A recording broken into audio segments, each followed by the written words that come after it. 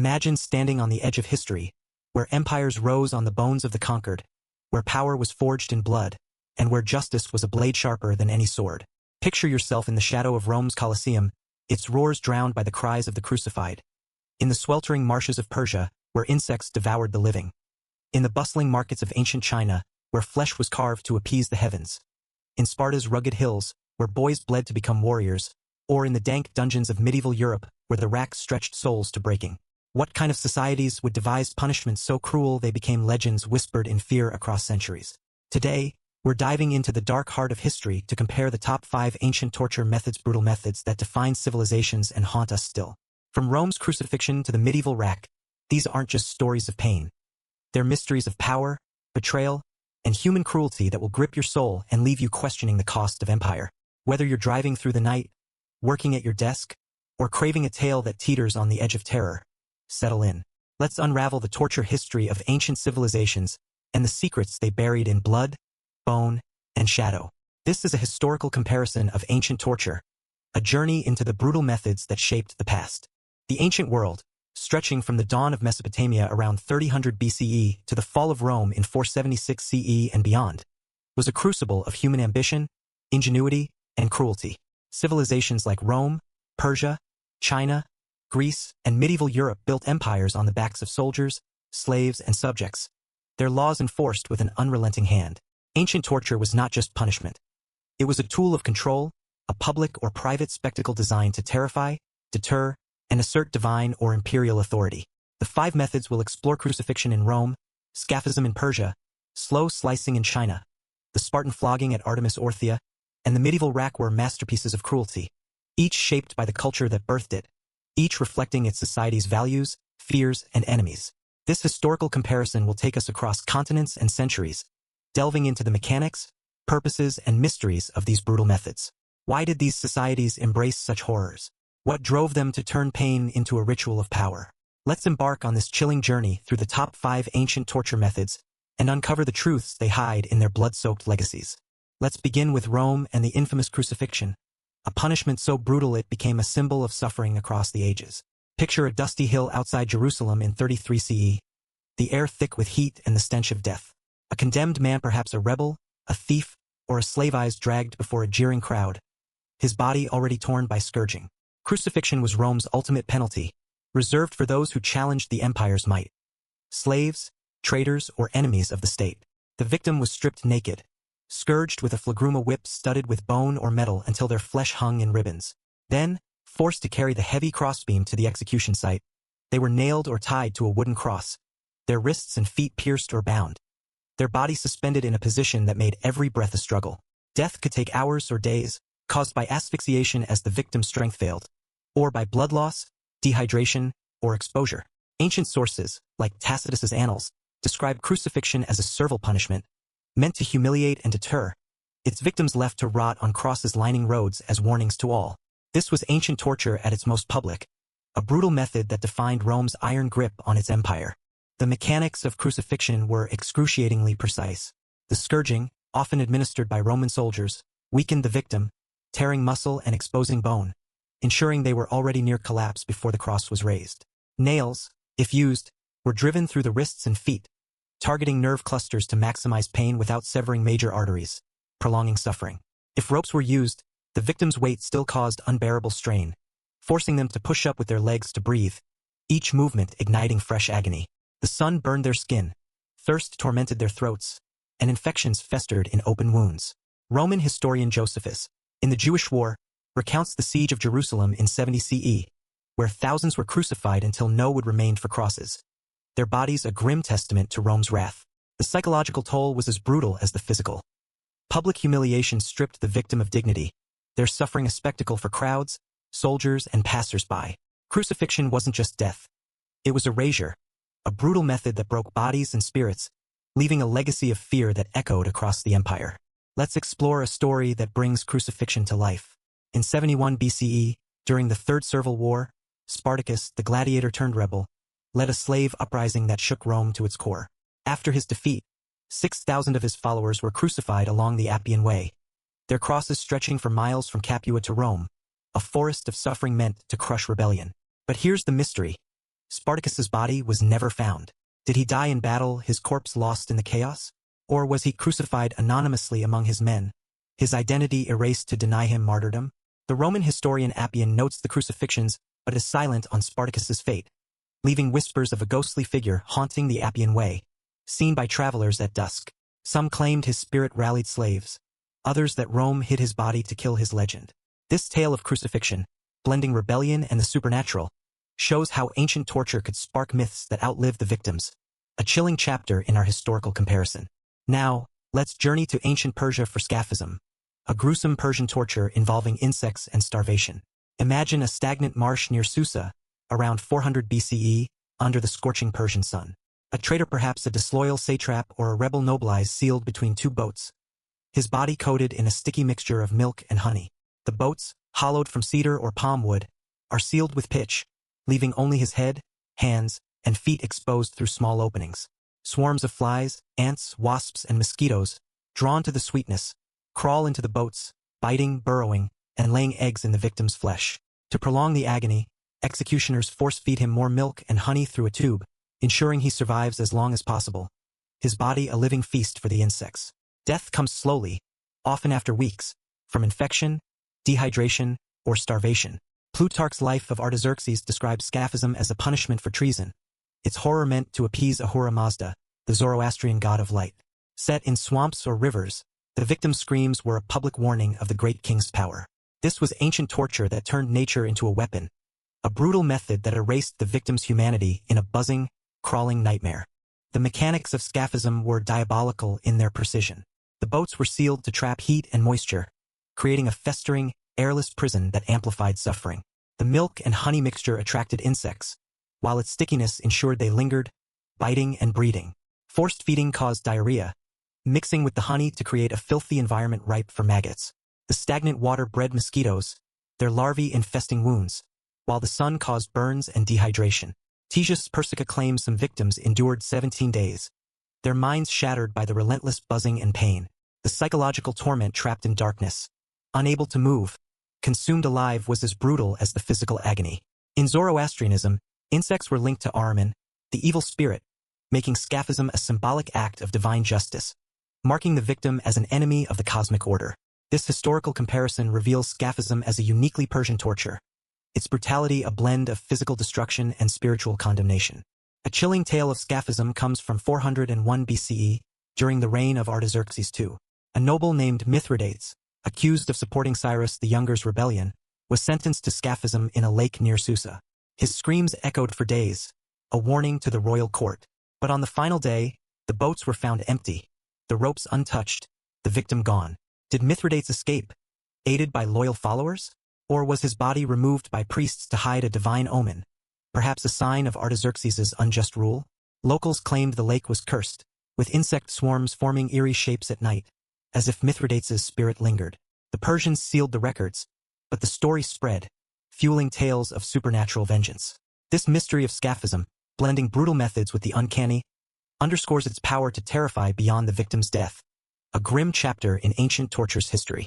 Let's travel to ancient China for slow slicing, or Ling Qi, known as the death by 1,000 cuts. Picture a crowded marketplace in Beijing during the Ming Dynasty, around 1500 CE. A condemned man, perhaps a traitor or corrupt official, is bound to a wooden frame, his body exposed to a silent crowd.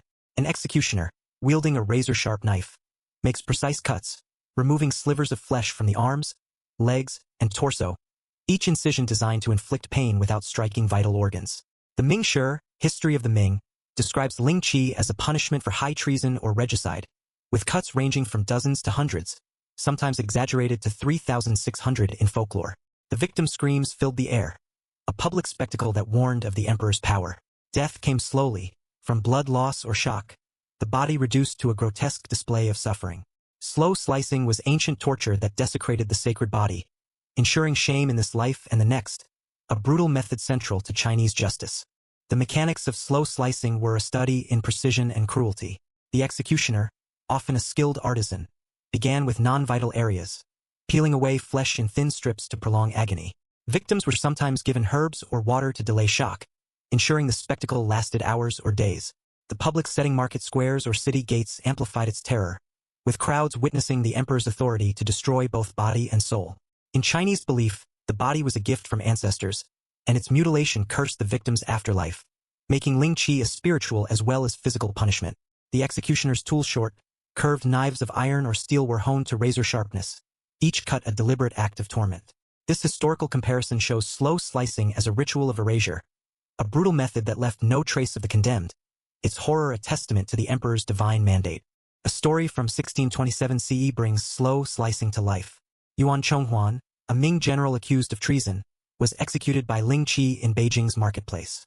The Ming Shi records that he endured hundreds of cuts, his stoic silence unnerving the crowd. After his death, strange omens were reported: flickering lanterns, ghostly figures near the execution site. Some believed Yuan's spirit, wronged by a false accusation, haunted the capital, seeking justice. Others claimed his enemies spread the stories to discredit Emperor Chongzhen. The truth remains buried, but this mystery underscores slow slicing's power to spark legends, its brutality blending with the supernatural in our historical comparison of ancient torture. Now, let's turn to Sparta and the flogging at the altar of Artemis Orthia, a brutal method of discipline that forged warriors. Imagine a dusty sanctuary in Sparta, around 500 BCE, where young boys, barely past childhood, stand in a line, their backs bared to a crowd. The festival of Artemis Orthia was a sacred rite, but it was also a test of endurance. Boys were whipped with leather straps called mastigophores, sometimes studded with bone or metal, until their blood stained the altar. Plutarch's Life of Lycurgus describes the ritual as a spectacle, with boys enduring without crying out, their scars a badge of honor. Some died under the lash, but flinching was a greater shame, marking failure in a society that equated pain with pride. This was ancient torture that shaped Sparta's military ethos, a brutal method that turned boys into warriors. The mechanics of Spartan flogging were calculated to test resolve. Older Spartans, often trainers from the Agoge, wielded the whips, striking with precision to maximize pain without immediate death. The boys stood upright, forbidden to move or scream, their silence proving their worth to Artemis and the state. The ritual was both a sacrifice to the goddess and a public test, watched by families and elders to instill fear and pride. The altar, stained with generations of blood, stood as a monument to Sparta's unforgiving ethos, where endurance was everything. This historical comparison reveals Spartan flogging as a brutal method that forged a society of stoic warriors, its scars a map of devotion to the state. A tale from 480 BCE involves Aristodemus, a Spartan who endured the flogging ritual but was later ostracized for surviving the Battle of Plataea while his comrades died. Accused of cowardice, he faced social exile, a punishment worse than whips. He vanished, his fate unknown: suicide, exile, or murder. Herodotus notes the ostracism but not his end, leaving whispers of a haunted warrior seen in Sparta's hills. This story shows how Spartan punishment, blending physical and social torment, could break even the strongest, a mystery that lingers in our historical comparison of ancient torture. Finally, we reach medieval Europe and the rack, a torture device perfected in the dark dungeons of the Tower of London by 1400 CE. Picture a prisoner strapped to a wooden frame, their wrists and ankles bound by ropes tied to pulleys. Each turn of the crank stretches the body, dislocating joints, tearing muscles, and snapping ligaments. John Fox's Book of Martyrs describes the rack as a tool for extracting confessions during religious purges, its pain a test of faith or treachery. Unlike public tortures, the rack was used in secret, its terror amplified by isolation. Death was rare, as the goal was to break the victim's will, not their life. This was ancient torture reborn in a new age, a brutal method that enforced order through fear and betrayal. The rack's mechanics were simple yet horrific. The frame, often oak, was sturdy, with ropes or chains wound through pulleys or a windlass. Each turn stretched the body, causing unbearable pain as joints popped and muscles tore. Interrogators controlled the tension, pausing to demand confessions, prolonging the torment. Used in private, the rack's horror lay in its secrecy, with only the victim's screams and the interrogator's questions breaking the silence. This historical comparison shows the rack as a brutal method of coercion, its legacy tied to the fear of betrayal in a time of religious and political upheaval. A story from 1535 involves Thomas More, accused of treason against Henry VIII. Tradition claims he was racked in the Tower, though records are vague. After his execution, ghostly cries were reported in the dungeon, with some saying More's spirit haunted the rack, his resolve unbroken. Was this a myth to vilify the king, or a true haunting? The mystery ties the rack to tales of resistance, a final chapter in our comparison of ancient torture. Let's deepen our historical comparison by examining the societal roles of these brutal methods. Crucifixion in Rome was a public deterrent, its crosses lining roads to crush rebellion. Scaphism in Persia reinforced the great king's divine authority, its horror a myth to silence dissent. Slow slicing in China upheld the mandate of heaven, erasing threats to cosmic harmony. Spartan flogging created a culture of stoicism, where pain was a rite of passage. The rack in medieval Europe enforced religious and political conformity, its secrecy amplifying fear. Each method was a ritual, public or private, that shaped empires through terror and control, their differences reflecting the unique fears and values of their societies. The psychological impact of these tortures was profound. Crucifixion's public shame stripped victims of dignity, their suffering a warning to all. Scaphism's isolation and insect-driven horror drove victims to madness, their screams haunting the empire. Slow slicing's mutilation cursed the victim's afterlife, blending physical and spiritual torment. Spartan flogging instilled repression, teaching boys to suppress emotion for the state. The rack broke wills through relentless pain, its secrecy fostering paranoia. These brutal methods created cultures of fear, where obedience was survival. Some argue they desensitized societies, normalizing cruelty. Others see them as necessary for order in chaotic times. This historical comparison reveals the cost of control, a legacy of trauma that shaped civilizations. Let's explore the tools and executioners of these tortures. Crucifixion used nails, ropes, and wooden crosses, wielded by Roman soldiers trained to prolong suffering. Scaphism relied on boats, milk, honey, and insects, managed by elite guards and Zoroastrian priests. Slow slicing required razor-sharp knives, handled by skilled executioners who doubled as ritualists. Spartan flogging used leather whips, often studded, wielded by gouged trainers. The rack employed ropes, pulleys, and a sturdy frame, operated by interrogators skilled in coercion. Each tool was Symbolicrome's cross, a sign of imperial might, Persia's insects a mark of divine evil, China's blade a ritual of erasure, Sparta's whip a test of strength, the rack's mechanics a tool of betrayal. Executioners were artisans of pain, their roles blending skill, duty, and fear, turning suffering into a spectacle of power. Let's dive into additional mysteries that enrich our historical comparison. In Rome, during the Catalan conspiracy of 63 BCE, a rebel named Lentulus was crucified, but his body vanished from the cross. Did he escape, aided by conspirators, or was his body hidden to quell unrest? Cicero's Catalanarians offer no answers, but rumors of ghostly figures along the Via Appia persisted, tying crucifixion to the supernatural. In Persia, a satrap named Orontes, punished with scaphism in 380 BCE, left boats marked with claw-like scratches. Was it a desperate escape attempt, or a priestly ruse to hide divine displeasure? Locals avoided the site, claiming insect swarms formed faces at night. In China, during the Qing dynasty in 1750, a rebel leader's slow slicing was followed by reports of his voice in the wind, suggesting a spirit seeking vengeance or a story to inspire resistance. In Sparta, a boy named Cleon, flogged in 450 BCE, died, but his body was missing from the altar, sparking tales of divine intervention or theft by his family. In medieval England, during the 1580s, a Jesuit priest racked for heresy left bloodless marks on the device, fueling claims of a miracle or Catholic propaganda. These mysteries show how ancient torture sparked legends, blending brutality with the supernatural. Let's examine the cultural impact of these tortures. In Rome, crucifixion inspired fear but also resistance, as seen in early Christian martyrdoms that turned the cross into a symbol of faith. In Persia, scaphism's horror shaped Zoroastrian tales of insect plagues, reflecting divine justice.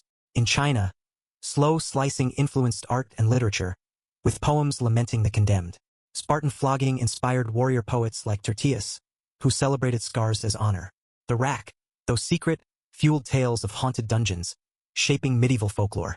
Each method left a cultural imprint, from fear to defiance, a testament to their power in this historical comparison.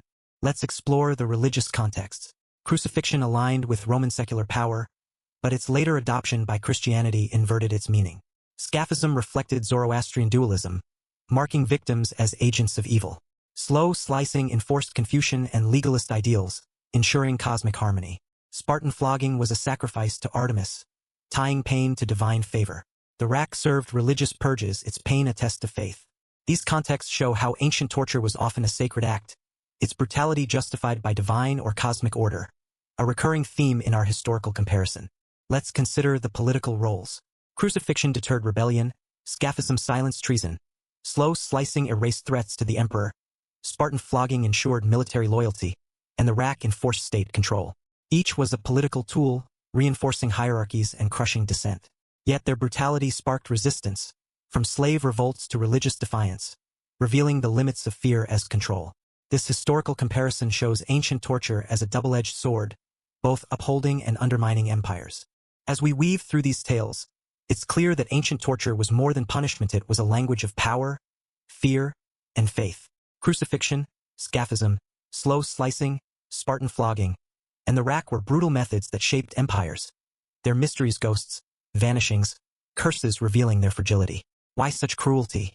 Was it control, faith, or survival? This historical comparison shows ancient torture as a mirror of humanity's darkest impulses, its echoes still chilling us. Now, as we close this journey, what do these brutal methods tell us? They reveal societies obsessed with order, yet haunted by fear. They show rulers who wielded pain as power, yet faced defiance in death. Ancient torture was a story, a warning, a mystery that shaped history. If this dive into the top 5 ancient torture methods gripped you, hit that subscribe button, ring the bell, and share your thoughts below. What's the most chilling method you've heard? Were these societies cruel or products of their time? Check our next video on the dark rituals of ancient Egypt, where death held more secrets. Stay curious, stay brave, and let history's horrors haunt your dreams.